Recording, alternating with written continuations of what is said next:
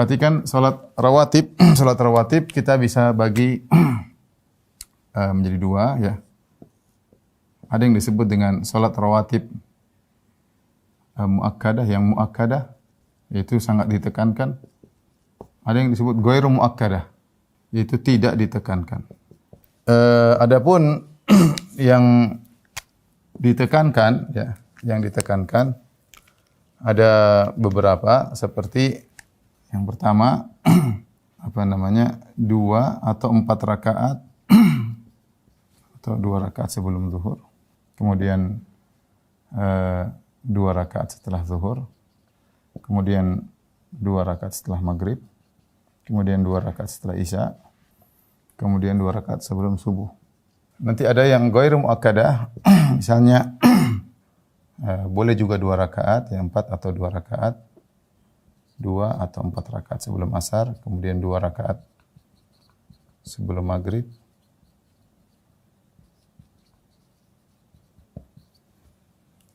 Ini di antara yang ditekankan ya. Namun tidak muakkadah. Apa yang dimaksud dengan muakkadah? Muakkadah maksudnya yang di mana Nabi sallallahu alaihi wasallam memberikan pahala khusus ya. Itu 2 atau 4. Yaitu Nabi sallallahu alaihi wasallam memberikan pahala khusus dalam satu hadis, kata Nabi sallallahu alaihi wasallam, "Man shalla sintai asyrata rak'atan fil yaumi wa lailah banallahu bihinna baitan fil jannah." Barang siapa yang salat 12 rakaat sehari semalam, maka Allah akan bangunkan baginya istana di surga. Nah, 12 rakaat yang dimaksud adalah ini ya. Yaitu 4 rakaat sebelum zuhur 4, 2 rakaat setelah zuhur 2, berarti 6. 2 rakaat setelah maghrib berarti 8, 2 rakaat setelah isya berarti 10, 2 rakaat setelah sebelum subuh 12. Adapun untuk sebelum zuhur, maka ada 2 riwayat ya. Dalam sebagian riwayat Ibnu Umar menyebutkan Rasulullah SAW salat 10 rakaat, yaitu 2 rakaat sebelum zuhur. Namun dalam hadis Aisyah dan hadis Ummu Habibah disebutkan Rasulullah SAW salat 4 rakaat sebelum zuhur. Rasulullah SAW 4 rakaat sebelum zuhur. Oleh karenanya 2 atau 4 ini ada khilaf di kalangan para ulama tentang qabliyah zuhur, 2 atau 4. Mana yang terbaik ya? Ada khilaf, ada beberapa pendapat disebutkan oleh Ibnu Hajar rahimahullah dan saya juga nukil dalam buku bekal salat. Ada yang mengatakan kalau di rumah, kalau salat qabliyah di masjid 2 rakaat, kalau qabliyah di rumah 4 rakaat. Ada yang mengatakan demikian. Ada yang mengatakan pilihan. Kalau lagi rajin 4 rakaat sebelum zuhur. Kalau lagi mungkin tidak begitu rajin 2 rakaat. Ya, tapi minimal 2 rakaat. 4 rakaat lebih afdal, tetapi minimal 2 rakaat. Jadi boleh 10 rakaat, jadi totalnya 10 atau 12 rakaat. Yang menjadi perubahan masalah ini, masalah qabliyah zuhur. Ini yang merubah 10 atau 12 ya. 10 atau 12. Adapun yang ghairu muakkad boleh juga 4 rakaat setelah zuhur.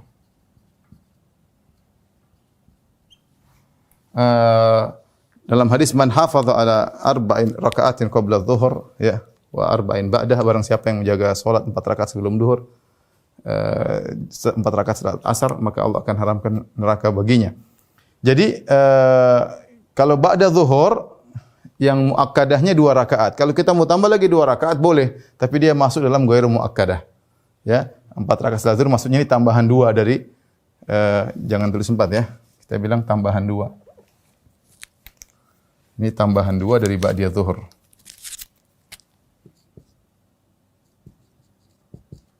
Tambah 2 ya. Tambah 2 rakaat dari ba'diyah zuhur ya. Ya, kalau kita mau salat 2 rakaat sudah cukup. Mau tambah 2 boleh. Kemudian juga sebelum asar boleh 2 rakaat karena pada umumnya Rasulullah SAW mengatakan bainal adzanain salat. Antara 2 adzan, itu antara adzan dan iqamat ada salat. Maka selalu ada qabliyah. Cuma ada qabliyah yang dia muakkadah dan ada qabliyah yang dia ghairu muakkadah. Di antara qabliyah yang tidak muakkadah, yang tidak ditekankan, artinya dikerjakan oke, enggak juga enggak apa-apa.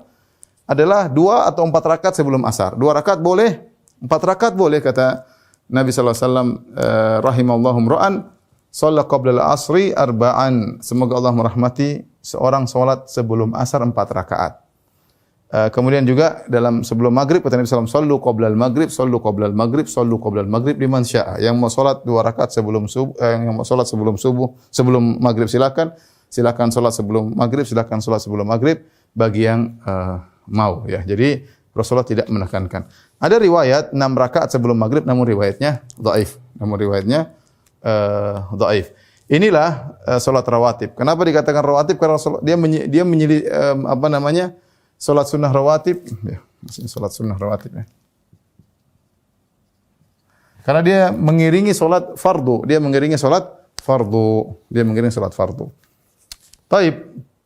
Apa aturan dalam salat rawatib? Aturan-aturan salat sunnah rawatib, ya. Di antaranya yang harus kita perhatikan aturan-aturannya. Yang pertama, salat qobliyah waktunya dari masuk waktu salat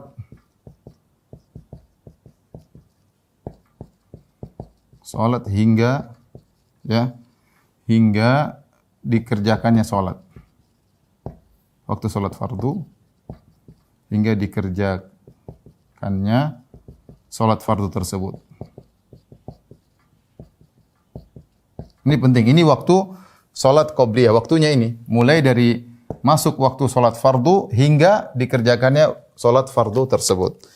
Dari sini kita tahu jika seorang salat qobliyah zuhur sebelum azan zuhur tidak sah. Ya, tidak sah, ya. Jadi jika salat qobliyah zuhur sebelum azan zuhur, sebelum masuk waktu salat maksudnya zuhur, maka bukan salat qobliyah.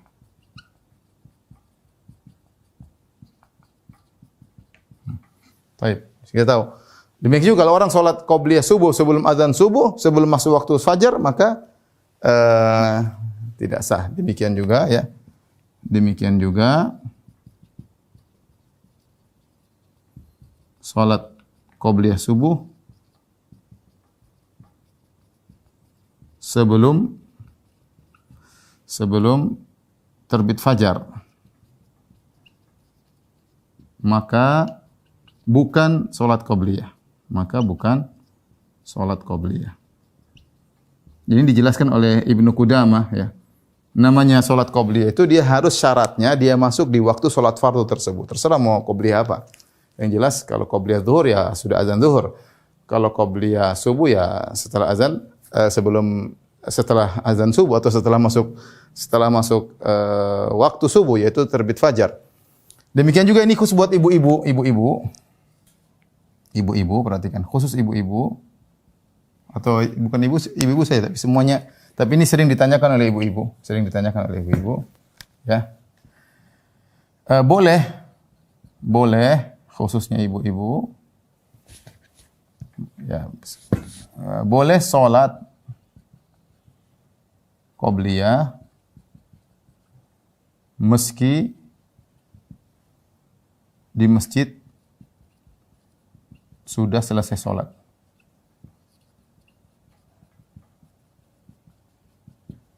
Selama belum salat fardu.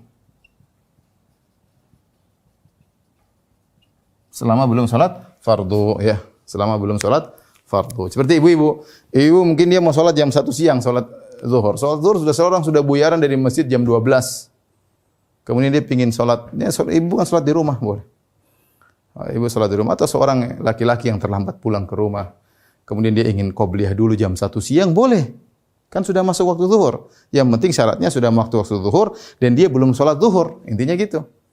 Ya, intinya setelah masuk waktu zuhur dan sebelum salat zuhur. Jadi boleh ibu-ibu sebelum salat zuhur meskipun jam 2 dia salat qobliyah dulu 4 rakaat, kemudian dia salat zuhur 4 rakaat, kemudian dia ba'diyah 2 rakaat. Boleh meskipun jam 2 siang. Karena waktunya masih berlaku. Jadi ini dijelaskan oleh Ibnu Qudamah dan saya nukil dalam buku bekal salat. Ini perlu diperhatikan ya. Perlu diperhatikan. Jadi tidak terikat di masjid, kalau sudah buyaran tidak boleh qobliyah lagi. Ya, ini enggak benar. Enggak benar ya. Kemudian salat ba'diyah waktunya waktu salat ba'diyah adalah setelah salat fardu hingga sebelum masuk waktu salat berikutnya.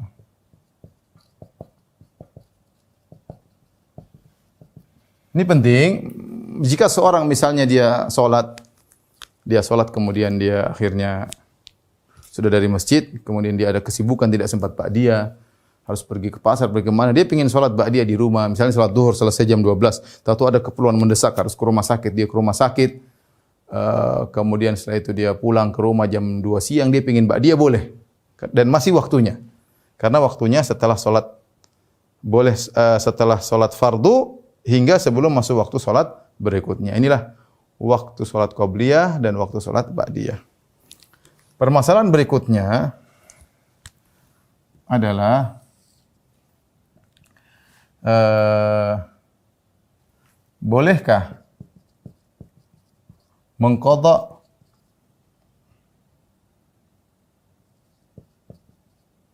salat sunnah rawatib?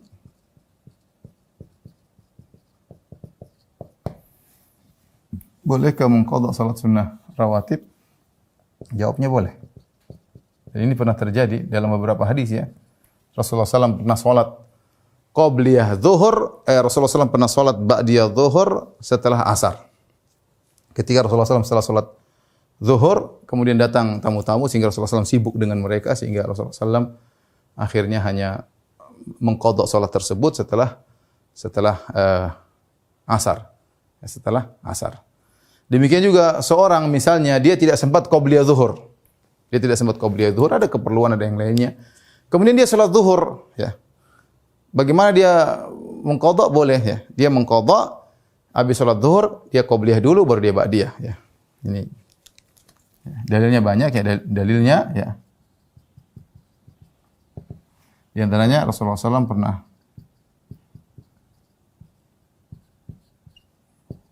pernah salat ba'diyah zuhur setelah asar karena diqadha. Ya. Kemudian juga Rasulullah SAW ada sahabat yang mengqadha qobliyah subuh setelah subuh.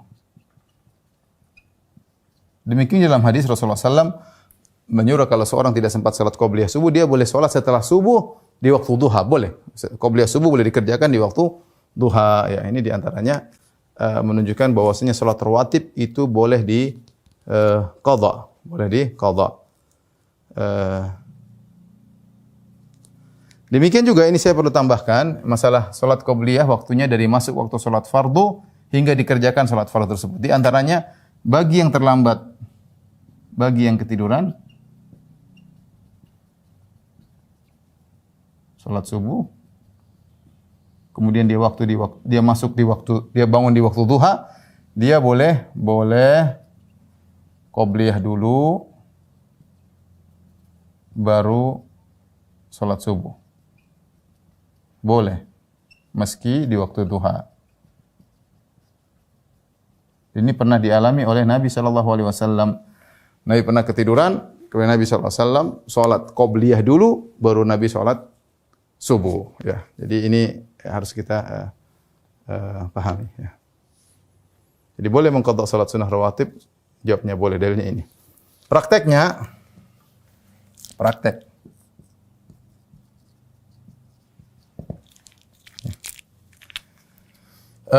Misalnya, jika lupa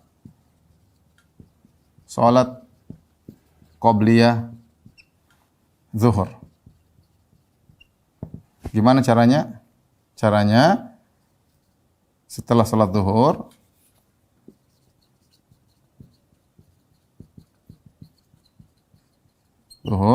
salat qabliyah dulu, qadha ya, qadha bukan, lalu ba'diyah. Ba'diyahnya ada maksudnya pada waktunya, qadha yaitu di luar waktunya karena waktunya sudah lewat. Kan kita bilang namanya salat qabliyah itu waktunya setelah masuk adzan, setelah masuk waktu sampai salat tersebut. Nah, ternyata dia tidak sempat salat qabliyah. Nah, bagaimana dia boleh mengqadha salat qabliyah? Boleh. Setelah salat zuhur, salat qabliyah dulu diqadha, baru kemudian salat ba'diyah adaan pada waktunya ya. Ini contoh prakteknya kalau kita lupa salat qabliyah zuhur. Tadi praktek Nabi sallallahu alaihi wasallam ya. Jika tidak sempat salat ba'diyah zuhur, boleh dikerjakan ba'da asar. Baik, yang sering sekarang apa? Jika tidak sempat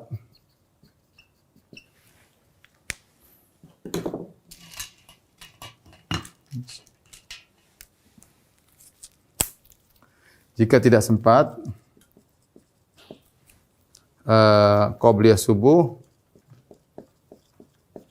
maka bagaimana cara mengerjakannya? Yang terbaik di waktu duha, diqadha di waktu duha sebagian anjuran Nabi sallallahu alaihi wasallam.